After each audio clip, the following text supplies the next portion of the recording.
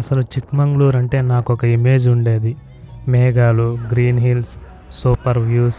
కానీ వెళ్ళిన మొదటి రోజే మా ప్లాన్ మొత్తం తలకిందులైంది.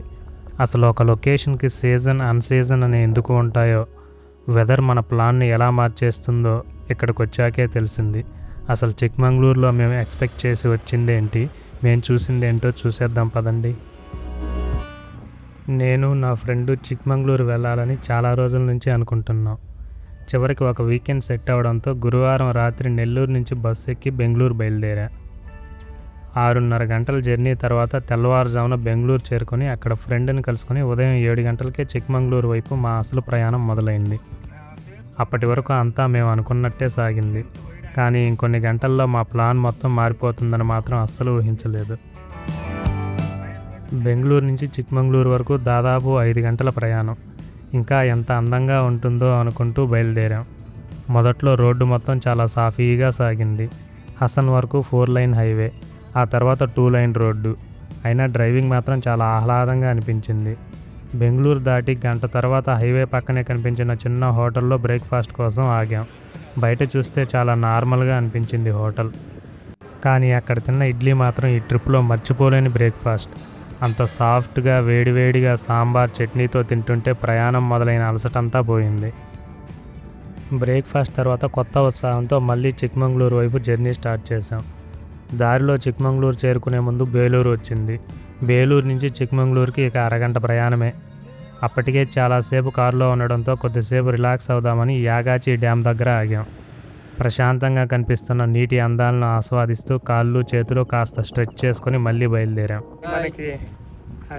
ఇది మనకి బేలూరు దాటగానే వస్తుందన్నమాట. చిన్న డ్యాము, ఇక్కడ చిన్న పార్క్ లాగా ఏర్పాటు చేస్తున్నారు.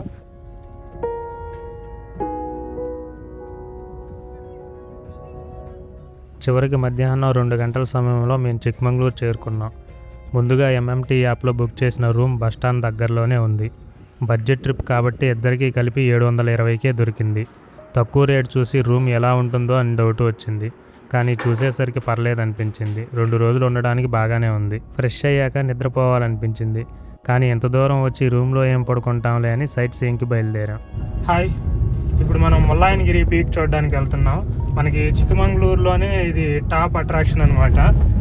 చిక్కమంగళూరు వచ్చిన వాళ్ళు మెయిన్ ఇది చూడడానికే వస్తారు. కర్ణాటకలోనే ఎత్తైన శిఖరం ముల్లాయనగిరి. ముందు దాన్నే చూసేద్దామని అక్కడికే బయలుదేరాం. టౌన్ నుంచి పెద్ద దూరం లేకపోయినా ఘాట్ రోడ్ కావడంతో చేరుకోవడానికి గంట సమయం పడుతుంది. అప్పటి వరకు ట్రిప్ సాఫీగా సాగింది. కానీ కొన్ని నిమిషాల్లో మా ఉత్సాహానికి బ్రేక్ పడుతుందని అస్సలు ఊహించలేదు. చిక్మంగళూరు టౌన్ నుంచి డ్రైవ్ స్టార్ట్ చేసాం.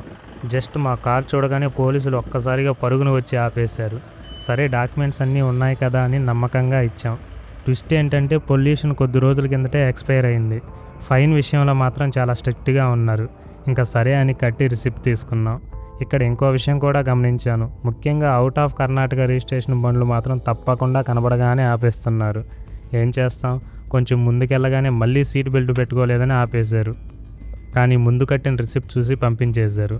ఇంకా ట్రిప్ మొత్తంలో సీట్ బెల్ట్ తీయలేదు. మా ట్రిప్లో అసలు అడ్డంకి ఇది కాదు, ఇంకా అసలు సర్ప్రైజ్ ముందు ఎదురు చూస్తుంది. ఘాట్ రోడ్ ఎంట్రన్స్కి వెళ్ళగానే ఇక్కడ ఇంకో చెక్ పోస్ట్ రెడీగా ఉంది. మమ్మల్ని ఆపి ఈ పాస్ ఉందా అని అడిగారు. మేము ఒకరి ముఖాలు ఒకరం చూసుకున్నాం. ఇక్కడికి వచ్చాకే తెలిసింది ముల్లాయనగిరి, బాబా బుడాన్గిరి వైపు వెళ్ళాలంటే ఆన్లైన్ ఈ పాస్ కంపల్సరీ అని. అది ముందు మాకు తెలియదు. ఇక్కడ ఏమేం బెస్ట్ ప్లేసులు ఉంటాయో నెట్లో చూసాం, కానీ ఏ పర్మిట్లు పాసులు కావాలో మనం చూడలేదు. అవి రోజుకు లిమిటెడ్గా ఇచ్చే పాసులు. చివరికి ఒక 30 మినిట్స్ వెయిట్ చేశాక 100 రూపీస్ స్కాన్ చేయించి అల్లో చేశారు. వెంటనే నెట్లో సెట్ చేసి చూసాం, నెక్స్ట్ డేకైనా పాసులు ఉన్నాయేమోనని. రేపటికి కూడా లేవు. సరే, రేపు సంగతి అప్పుడు చూద్దాంలే అని ఉత్సాహంగా ముల్లాయనగిరి వైపు సాగిపోయాం. ఘాట్ రోడ్డు నేరోగా ఉంది. ఎదురుగా వెహికల్ వస్తే కొన్నిసార్లు ఎవరో ఒకరు సైడ్ ఇచ్చే వరకు వెయిట్ చేయాల్సిందే. మేమైతే దారంతా వ్యూ చూస్తూ ఎంజాయ్ చేస్తూ వెళ్తున్నాం. కానీ ఒకటే టెన్షన్, పైన కనిపిస్తున్న మేఘాలు చూసి. అక్కడికి వెళ్ళేసరికి వ్యూ ఏమైనా కనిపిస్తుందా లేదా మొత్తం ఫాగ్తో నిండిపోతుందా అని. ఇప్పుడు మధ్యాహ్నం 3 అయింది. హెబ్బే వాటర్ ఫాల్స్కి 3 తర్వాత అల్లో చేయరంట. అందుకే ముందు ముల్లాయనగిరి చూసేద్దాం అని వచ్చాం. ఇక్కడ మన వెహికల్స్ పార్క్ చేసి లోకల్ జీప్లో పీక్ పైకి వెళ్ళాలి. పార్కింగ్కి అసలు సరిగా ప్లేసే లేదు. 15 మినిట్స్ వెయిట్ చేయాల్సి వచ్చింది పార్కింగ్ కోసం. ఇంకా సీజన్ టైంలో ఎలా ఉంటుందో మరి. జీప్ రైడ్కి పర్సన్కి ₹100 పర్లేదు, రీజనబులే. అయితే అక్కడ కొంతమంది పక్కనే ఉన్న కొండ ఎక్కుతూ కనిపించారు. జీప్ ఎందుకు, మనము ఎక్కేద్దాం అనుకుని స్టార్ట్ చేసాం. 5 నిమిషాల్లో తెలిసిపోయింది అది మెయిన్ పీక్ కాదు. వెంటనే తిరిగి వచ్చి మంచి పిల్లల్లా జీప్ ఎక్కేసాం. జీప్లో ఎత్తుకు వెళ్ళే కొద్దీ చుట్టూ అన్నీ మేఘాలే, విజిబిలిటీ జీరో. అసలు ఎంత దూరం వచ్చి ఏమైనా చూడగలమా అనిపించింది. జీప్ దిగాక ఇంకో 500 మెట్లు ఎక్కితే మెయిన్ పీక్ అని చెప్పారు. సరే ఎంత దూరం వచ్చాం, వెనక్కి వెళ్ళే ప్రసక్తే లేదనుకుని ఎక్కడం మొదలుపెట్టాం. కానీ మొదటి 10 మెట్లు ఎక్కకముందే ముల్లాయనగిరి మాకు వెల్కమ్ చెప్పింది. విపరీతమైన గాలి, దట్టమైన ఫాగ్, గాలితో పాటు మంచు, పక్కన మనుషులు కూడా సరిగ్గా కనిపించడం లేదు. కర్ణాటకలో ఎత్తైన శిఖరం అంటే పైనుంచి అద్భుతమైన వ్యూ ఊహించుకుని వచ్చాం. కానీ ఇక్కడ కనిపించేది వ్యూ కాదు, తెల్లటి పొగమంచు మాత్రమే. అయినా ఇంత దూరం వచ్చాక 500 మెట్లు ఎక్కకుండా వెళ్ళిపోతామా? మధ్యలో గాలికి నడవడమే కష్టమైపోయింది.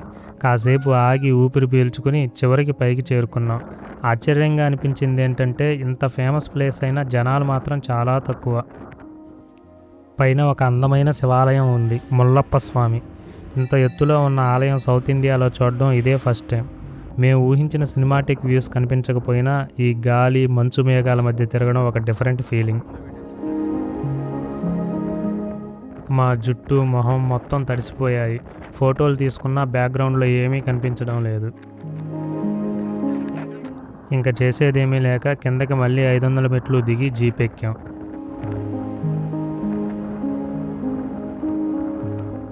కానీ ఈ జర్నీలో అసలు థ్రిల్ ఇదే. ఎదురుగా వచ్చే వెహికల్స్ కనిపించినంత దట్టమైన ఫాగ్లో డ్రైవర్ అస్సలు తడబడకుండా స్పీడ్గా వెళ్తున్నాడు. ఈ ఫాగ్లో ఎల్లో కలర్ లైట్స్ మాత్రమే కనిపిస్తున్నాయి. ఈ జర్నీ మంచి ఎక్స్పీరియన్స్. ఇంకా పార్కింగ్కి వచ్చి మా కారులో కిందకి బయలుదేరాం.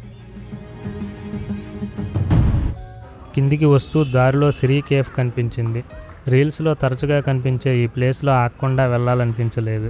ఇంతసేపు చలి, గాలి, మంచులో తిరిగిన తర్వాత ఒక కప్పు కాఫీ మాత్రం బాగా రిలాక్స్ చేసింది.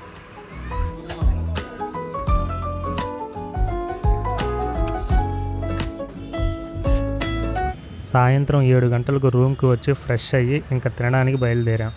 కర్ణాటకలో మండీ టేస్ట్ ఎలా ఉంటుందో ట్రై చేద్దామని ఒక మండీ రెస్టారెంట్కి వచ్చాం. టేస్ట్ వావ్ అని ఏమి అనిపించలేదు, కానీ పర్వాలేదు, తినొచ్చు. అసలే మార్నింగ్ నుంచి సరిగా తినలేదు ఈ సైట్ సీయింగ్ హడావిడిలో. అలా మా ట్రిప్లో మొదటి రోజు ముగిసింది. కానీ అసలు అడ్వెంచర్ మాత్రం రెండో రోజు మొదలైంది. రెండవ రోజు ఉదయాన్నే 5:30కే లేచాం. ఈరోజు కూడా నిన్నలా కాకూడదని 6:30 కల్లా సైట్ సీయింగ్ కోసం బయలుదేరాం. మా ప్లాన్ కూడా ఫుల్ ప్యాక్డ్. ముందుగా హెబ్బే ఫాల్స్, తర్వాత జెట్ పాయింట్, ఆ తర్వాత బాబా బుడాన్గిరి. ఈరోజు ఎలా అయినా ఎక్కువ ప్రదేశాలు cover చేయాలనుకున్నాం. Hebbe falls, jet point రెండు కెమ్మనగుండి దగ్గర. ఇది చిక్మంగళూరు నుంచి పెద్ద దూరం కాకపోయినా ఫారెస్ట్, ఘాట్ రోడ్లు దాటుకుని వెళ్ళాలి. కాబట్టి దాదాపు 2 గంటల ప్రయాణం. అందుకే ఉదయాన్నే బయలుదేరాం. అన్నిటికంటే గుడ్ న్యూస్ ఏంటంటే ఈరోజు ఫస్ట్ వెళ్ళే 2 ప్లేసులకు ఎలాంటి ఈ పాస్ టెన్షను లేదు. కానీ ఈరోజు మాకు ఎదురవబోయే అడ్వెంచర్ గురించి మాత్రం అప్పటికింకా తెలియదు. దారంతా ఫారెస్ట్ మధ్యలో ప్రయాణం. ఎత్తైన చెట్లు, మధ్యలో చిన్న చిన్న గ్రామాలు, చెట్ల మధ్య నుంచి పడుతున్న సూర్యుని కిరణాలు. జర్నీ చాలా బ్యూటిఫుల్గా అనిపించింది. 50 కిలోమీటర్స్ వెళ్ళాక లెఫ్ట్ తీసుకుని హిల్స్ వైపు వెళ్ళాం. చివరికి హెబ్బే ఫాల్స్ ఎంట్రన్స్కి చేరుకున్నాం. కానీ ఇక్కడ ట్విస్ట్ ఏంటంటే హెబ్బే ఫాల్స్కి మన ఓన్ వెహికల్ని అలో చేయరు. ఫారెస్ట్ డిపార్ట్మెంట్ నడిపే జీపుల్లో మాత్రమే వెళ్ళాలి. ఎందుకంటే ఇది భద్రా టైగర్ రిజర్వ్ లోపల ఉంటుంది. పర్ పర్సన్కి 700 ఛార్జ్ చేశారు. దాదాపు 45 నిమిషాలు జీప్ సఫారీ. ఇది ఒక అడ్వెంచర్ జర్నీలా అనిపిస్తుంది. కొండలు ఎక్కుతూ దిగుతూ ఇరుకైన బాటలో దట్టమైన ఫాగ్ మధ్యన ఈ జర్నీ సూపర్ ఎక్స్పీరియన్స్.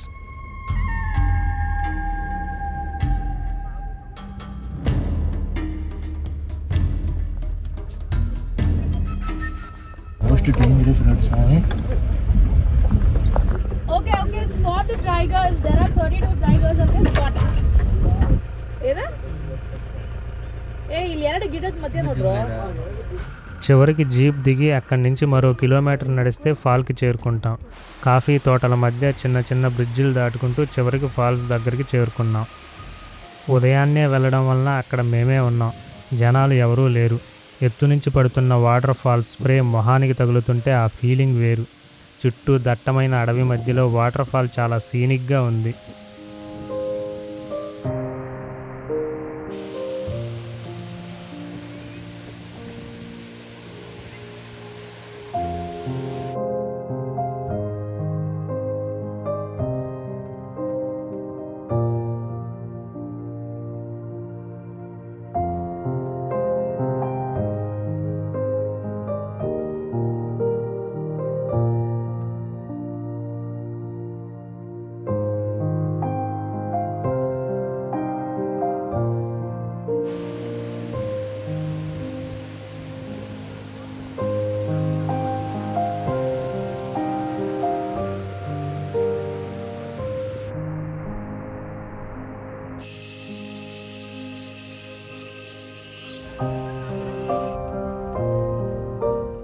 ఇక్కడ అసలు ట్విస్ట్ ఏంటంటే తిరిగి వచ్చాక మా చెప్పులు రక్తంతో తడిచిపోయాయి.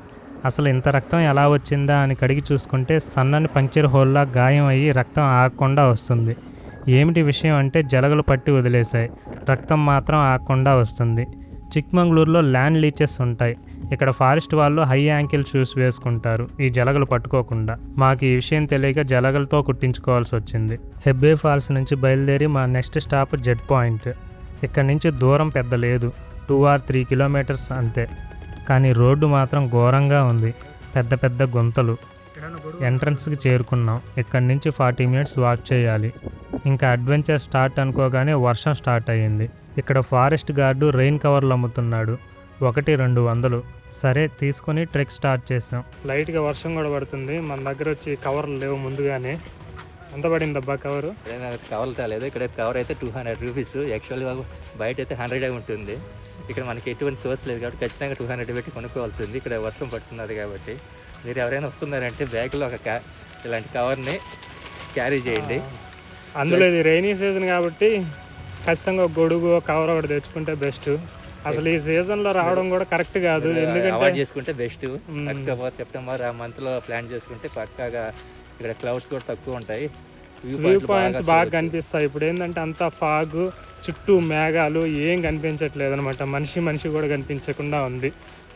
ఇక్కడ అంతగా లేదు ప్రెజెంట్. సింగిల్ వర్షం పడుతుంది కాబట్టి. అయితే వెదర్ అయితే బాగుంది, ప్లెజెంట్గా బాగా ఆహ్లాదకరంగా ఉంది. ఈ వెదర్లో అలా తిరుగుతూ ఎంజాయ్ చేయొచ్చు. ఎవరైనా ఇలాంటి సీజన్ ఎంజాయ్ చేసే వాళ్ళు అయితే రావచ్చు, కానీ వచ్చేటప్పుడు ప్రీ ప్లాన్డ్గా అన్నీ తెచ్చుకోండి. దాదాపు 20 నిమిషాలు నడిచాక ఫారెస్ట్ ఎండ్ అయ్యి ముందు కనిపించిన దృశ్యం చూసి ఒక్కసారి ఆగిపోయాం. సినిమాల్లో మాత్రమే చూసే రోలింగ్ హిల్స్, పచ్చటి లోయలు, సుదీర్ఘంగా కనిపించే కొండలు, ఇది కదా చూడాలని ఇంత దూరం వచ్చాం. ఈరోజు విజిబిలిటీ కూడా మా అదృష్టం కొద్దీ సూపర్గా ఉంది.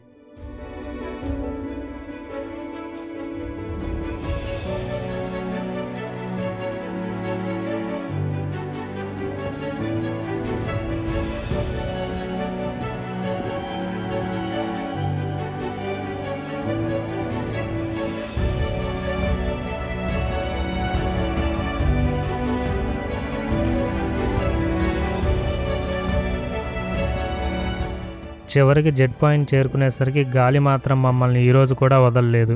నిలబడి ఫోటో దిగడం కూడా కష్టంగా మారింది. నేను కొన్న రెయిన్ కవర్ కూడా గాలికి ఎగిరిపోయింది. కొద్దిసేపు అందరం కూర్చుని గాలి తగ్గే వరకు వెయిట్ చేయాల్సి వచ్చింది. ఇక్కడైతే మాత్రం మొత్తం చిక్మంగళూరులో ఈ ప్లేస్ అయితే బాగా నచ్చింది నాకు. మంచి వెదరు, అసలు ఈ వ్యూ చూస్తుంటే చుట్టూ కొండలు, మబ్బులు. నిన్న ముల్లాయనగిరి దగ్గర ఏం కనిపించలేదు కానీ అంతా మబ్బులు వచ్చేసినాయి. ఇక్కడ ఈరోజు జెడ్ పాయింట్ దగ్గర మాత్రం చుట్టూ కొండలు కూడా కనిపిస్తున్నాయి. కానీ ఆ గాలి, కదులుతున్న మేఘాలు, ఎదురుగా కనిపిస్తున్న ఆ వ్యూ నిజంగా వర్ణించలేని అనుభూతి. ముల్లాయనగిరిలో చూడాలని ఎక్స్పెక్ట్ చేసిన ఫీలింగ్ మాకు చివరికి జెడ్ పాయింట్లో దొరికింది.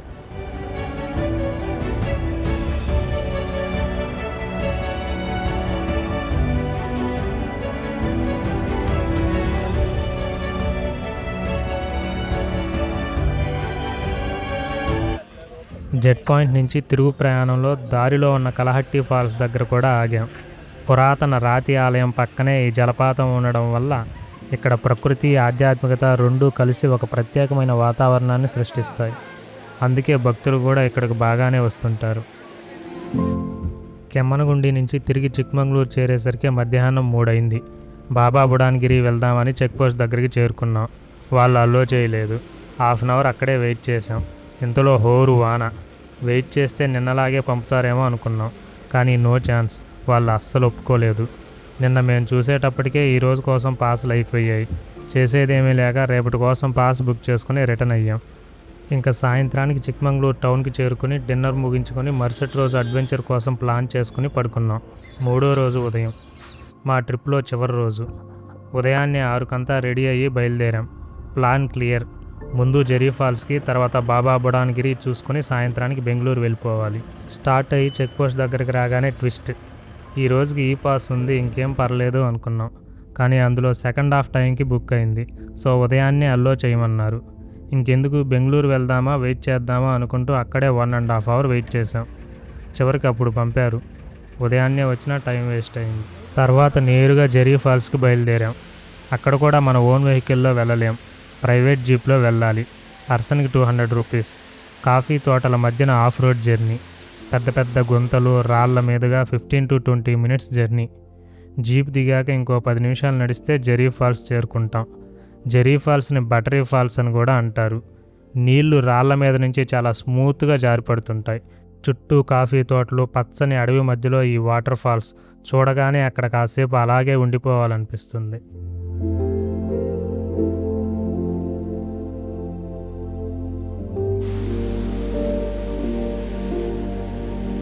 జెరీ ఫాల్స్ తర్వాత మా చివరి స్టాప్ బాబా బుడాన్గిరి.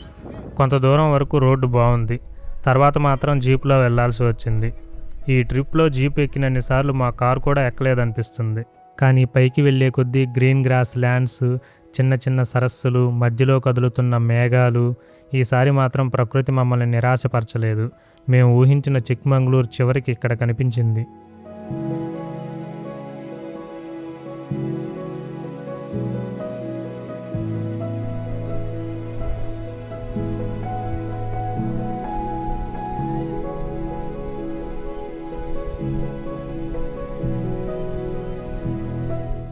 నిజం చెప్పాలంటే ఈ ట్రిప్ నాకు ఒక విషయం నేర్పింది. ట్రిప్లో అన్నీ మనం ప్లాన్ చేసినట్టు జరగవు. కొన్నిసార్లు పోలీసులు ఆపుతారు, కొన్నిసార్లు పర్మిషన్లు, పాసులు ఇబ్బంది పెడతాయి, కొన్నిసార్లు వెదరు, ఫాగు మన ఎక్స్పెక్టేషన్ని మార్చేస్తుంది. కానీ అదే ట్రిప్లో హెబ్బే ఫాల్స్, జెట్ పాయింట్, బాబా బుడాన్గిరి లాంటి ప్రదేశాలు ఆ ఇబ్బందులన్నింటినీ మర్చిపోయే జ్ఞాపకాలను కూడా ఇస్తాయి. అందుకే చిక్మంగళూరు నాకు ఒక ట్రిప్ మాత్రమే కాదు, మళ్ళీ ఒకసారి రావాలనిపించిన ప్రదేశం కూడా. అప్పటికే మధ్యాహ్నం దాటిపోవడంతో తిరుగు ప్రయాణం మొదలుపెట్టాం. పెందలాడే బెంగళూరు చేరుకోవడం మా టార్గెట్. వెళ్ళేటప్పుడు ఎంత ఎగ్జైట్మెంట్తో వచ్చామో తిరిగి వెళ్తుంటే అంతే సాటిస్ఫాక్షన్ అనిపించింది. మధ్యలో బెంగళూరు ట్రాఫిక్ కూడా మా సహనానికి ఇంకో చిన్న ట్విస్ట్ ఇచ్చింది. ఎలాగో బస్ టైంకి చేరుకుని రాత్రికి నెల్లూరు బస్సు ఎక్కేశాను. సోమవారం ఉదయం నెల్లూరులో ఉన్నాను, కానీ మనసు మాత్రం ఇంకా చిక్మంగళూరులోనే తిరుగుతుంది.